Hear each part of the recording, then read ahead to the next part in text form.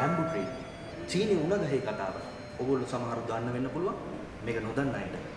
චීන උණ ගහ අනිත් උණ ගස් එක්ක විශේෂ වෙන්නේ කොහොමද? චීන උණ ගහ අවුරුදු 5ක් යනකම් කරන්නේ චීන උණ ගහට වැඩෙන්න අවශ්‍ය කරන පොහොර, වතුර, අවශ්‍ය කරන සියලුම දේ එකතු කරගන්නවා අවුරුදු 5ක් යනකම්.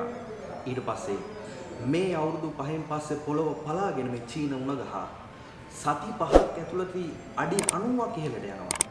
අවුරුදු 5ක් පොළොව යට ඉඳලා සති 5කදී පොළොවෙන් ඉහළට ඇවිල්ලා අඩි 90ක් යන උසට. මොකද්ද මේ චීන උණ ගහ කරේ? එයාට වේගයෙන් වර්ධනය වෙන්න ඕන දේවල් එයා කාටත් හොරෙන් එකතු කරා.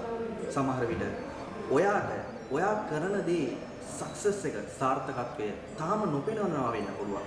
හැබැයි මතක තියාගන්න චීන උණ ගහේ කතාව කවුරු හරි මොනවා කිව්වත් මේකේ රිසල්ට් එකක් තාම නැහැනේ. පස්සට යන්න එපා. මතක තියාගන්න චීන උණ ගහේ කතාව අපිට අවශ්‍ය කරන දේවල් එකතු කරගෙන එකපාර චීන උණ ගහ ආවා වගේ අපේ සක්සස් එක වෙනුවෙන් වැඩ කරමු. අපේ ලෙසන් එකට ජොයින් වෙලා ඉන්න හැමෝටම සුබ දවසක්.